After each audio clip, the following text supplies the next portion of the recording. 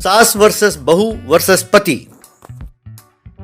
एक गांव में लक्ष्मीदास नाम का व्यक्ति रहता था। उसकी पत्नी थी गीता और मां का नाम था सावित्री। गीता और सावित्री का एक दूसरे के साथ बनता नहीं था। दोनों की हर बात पर लड़ाई होती रहती थी। हर काम के लिए शर्त लगाते थे। ये सब देखकर लक्ष्मीदास अपना सिर पकड़ लेता था। अपने पत्नी को समझाने की कोशिश करता। हाँ, मुझे ही कहो, मैं जो अपने घर वालों को सबको छोड़कर तुम्हारे भरोसे जो चली आई, तो उसका सही तुमने इनाम दिया है मुझे। मेरी किस्मत है। अगर माँ को समझाने की कोशिश करता। बेटा, इसी दिन के लिए मैं तुम्हें बचपन से पाल पोस कर बड़ा किया था, अब बहू के आते ही माँ बेकार हो गई। हाँ? लक्ष्मीदास पागल हो रहा था। हर रात नींद में एक डरावना सपना आता था। उस सपने में एक तरफ उसकी पत्नी और दूसरे तरफ उसकी माँ उसे एक लकड़ी से बांधकर उसको जला रहे थे। सपने को देखकर वो एकदम झट से उठकर बैठता था और पसीने से तरबतर हो जाता था। एक बार लक्ष्मीदास बीमार पड़ा तो गीता और सावित्री दोनों लक्ष्मीदास की खूब सेवा करने लगे। कुछ दिनों में वो ठीक हो गया।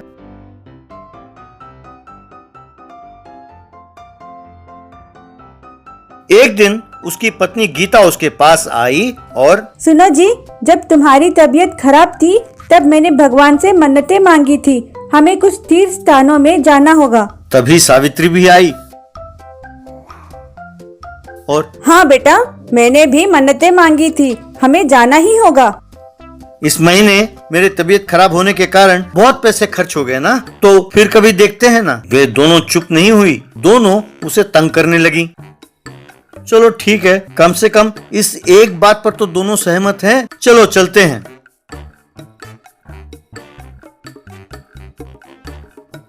लक्ष्मीदास ने अपने दोस्त के पास थोड़े पैसे उधार लिए।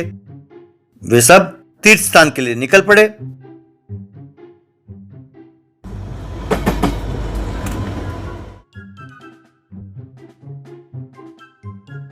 पहाड़ के ऊपर भगवान के दर्शन के लिए उन्होंने डोली का इंतजाम किया। वे तीनों डोलियों में मंदिर पहुंचे।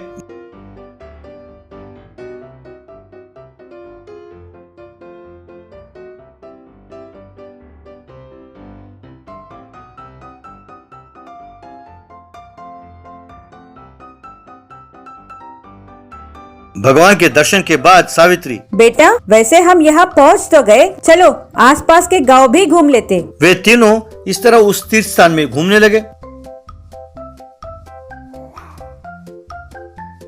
जहाँ कहीं भी भिखारी दिखाई देते तो गीता लक्ष्मीदास से पैसे लेकर उन गरीबों को दान करती।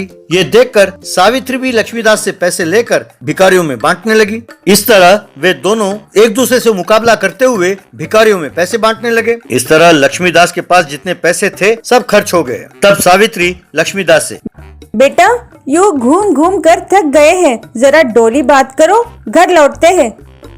डोली का इंतजाम कहाँ से करूं? दोनों एक दूसरे से मुकाबला करते हुए मेरे सारे पैसे भिखारियों में बांट दिया।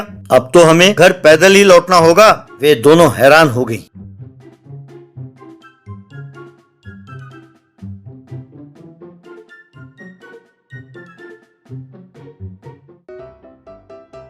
यूं तीनों थके हारे दोपहर को घर पहुंचे। जल्दी से खाना बनाओ, मैं जरा बाजार जाकर काम करके आता हूँ, कहकर चला गया। घर पर सवेरे का खाना गीता बनाती थी और रात का खाना सावित्री। अब क्योंकि न सवेरा था न शाम, तो दोनों तुम खाना बनाओ, नहीं तुम खाना बनाओ कहते हुए दोनों बगैर खाना बनाए बैठे रहे। थोड़ी देर बाद लक्ष्मीदास घर लौटा। गीता, जरा खाना लगाना। तुम्हारी माँ से पूछो, नहीं तुम खाना बनाओ। तब लक्ष्मीदास को बहुत गुस्सा आया। तुम दोनों मिलकर मेरी जान खा रही हो, मुझे मेरे घर का खाना भी नसीब नहीं हो रहा है। दोनों मिलकर किसी नदी में डूब मरो, कहकर गुस्से में घर से बाहर चला गया। मेरे पति की इतनी गाली देने के बाद मैं एक पल भी यहाँ नहीं रहने वाली। मैं जा रही हूँ अपने मायके। कहकर अपना सूटकेस निकाला। मेरा बेटा अपने पत्नी के सामने मेरा अपमान करता है। मैं यहाँ एक पल भी नहीं रहने वाली। मैं अपने छोटे बेटे के घर जा रही हूँ। कहकर उसने भी एक बक्सा निकाला।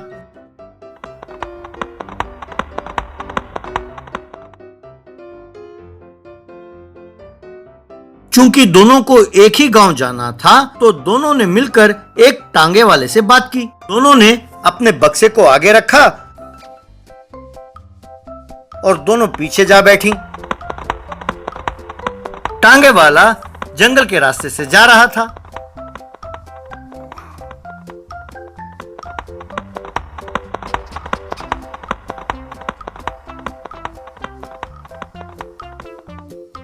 बहन जी, सब वजन एक ही तरफ है। घोड़े को टांगा खींचना मुश्किल पड़ रहा है। आप दोनों में से कोई जरा बीच में बैठिए। पर सास और बहू हमेशा की तरह तुम सर को कहकर लड़ने लगी। दोनों 1 इंच भी नहीं हिली। तब टांगे वाले को बहुत गुस्सा आया और तेजी से घोड़े को भगाया। बस उस झटके से दोनों उछलकर दूर जा एक पुराने कुएं में गिरी।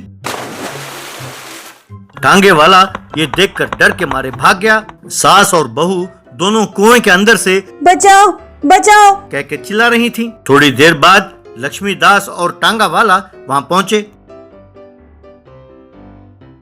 उन दोनों ने मिलकर रस्सी की मदद से उन दोनों को बाहर निकाला। तब गीता सावित्री से, सब मेरे ही कारण से ही हुआ है सासू माँ, मुझे माफ करो। ना बेटा, मैं जरा हट जाती तो ये सब नहीं होता। मेरे वजह से ही हम दोनों कुएं में गिरे और जान को जोखिम में डाला। मिलजुल कर रहने में ही भलाई है। अब तो समझ गई ना आप दोनों? समझ गई, हमें माफ करो। तब लक्ष्मीदास बहुत खुश हुआ।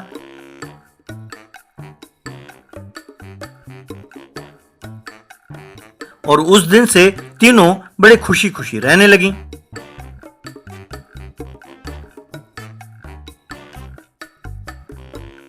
Skating buffalo. एक गांव में बालकिशन नाम का एक ग्वाला रहता था। उसके पास एक भैंस थी।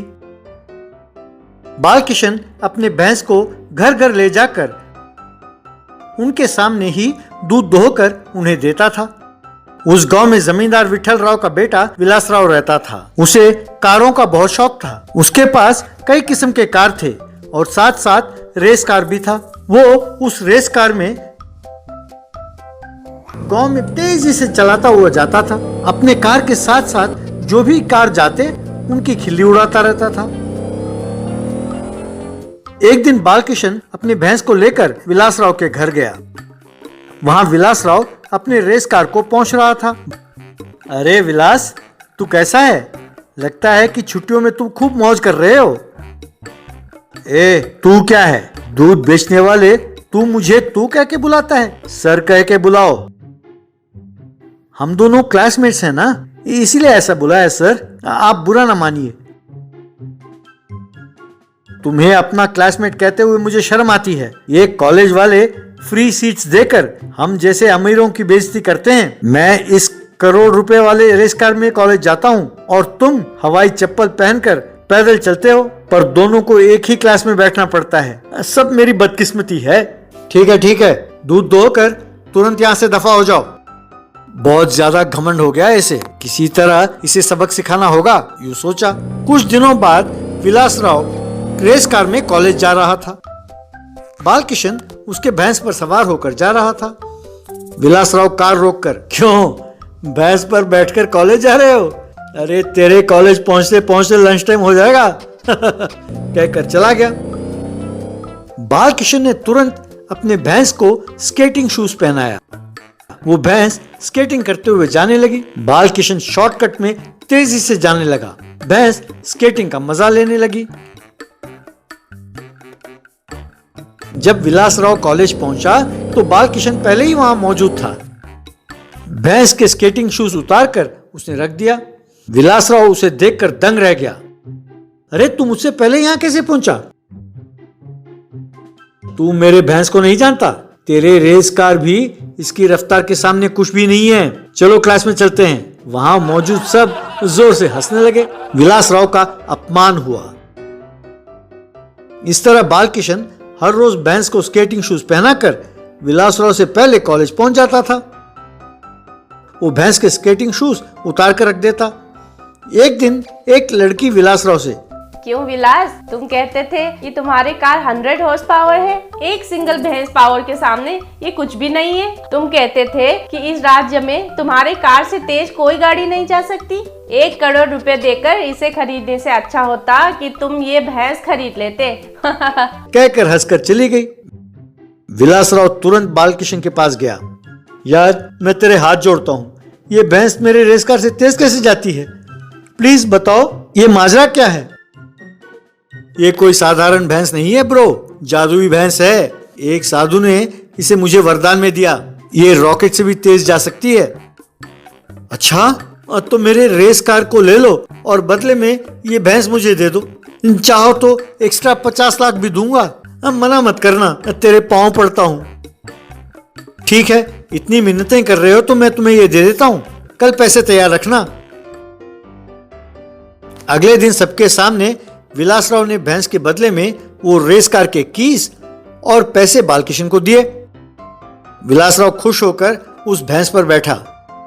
बालकिशन उस रेस कार में बैठा। विलासराव उस भैंस को ड्र ड्र ड्र ड्र कहकर भैंस को चलाने की कोशिश कर रहा था। वो धीरे से जाने लगी। बालकिशन ने कार रोका और उसे स्केटिंग शूज पहनाओ ब्रो, तब वो तेज जाएगी, कहते हुए स्केटिंग शूज को नीचे फेंककर कार में चला गया। विलासराव सारी बात समझ गया। क्या स्केटिंग शूज के लिए मैंने 1.5 करोड़ रुपए खर्च किया? कहकर बेहोश होकर उस भैंस के ऊपर ही गिर गया।